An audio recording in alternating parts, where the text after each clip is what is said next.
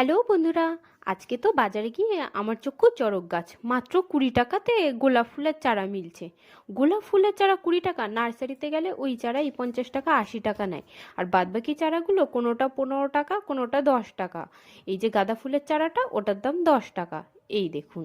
আর সমস্ত চারা যে কেন এত কম দামে বিক্রি হচ্ছে তা তো আমি কিছুই বুঝে উঠতে পারলাম না। কিন্তু বাড়িতে এসে বসে পড়লাম গাছগুলো লাগাতে। গাছগুলোতে জলে 10 মিনিট ভিজানোর পরে দেখি কেন এটার দাম এত কম নিয়েছে। শিকড় বাকড় ছিঁড়ে একদম ছোট্ট হয়ে রয়েছে। আদৌ বাঁচবে কিনা কে জানে। তবে এটি হলো একটি ক্যালেন্ডুলার গাছ, এগুলি মরবে না, এগুলো বাঁচবে, কিন্তু গোলাপ ফুলের চারাটা বাঁচবে কিনা সন্দেহ আছে। এইদিকে দেখুন, এটি হচ্ছে বারবি ডল, আর এটি হচ্ছে সিলোসিয়া ফুলের চারা। সমস্ত গাছগুলোকেই মাটির মধ্যে অল্প একটু গর্ত করে বসিয়ে দিয়ে ভালোভাবে জল দিয়ে দেব। দেখুন তো গাছগুলি দেখতে কত সুন্দর লাগছে। এই দেখুন।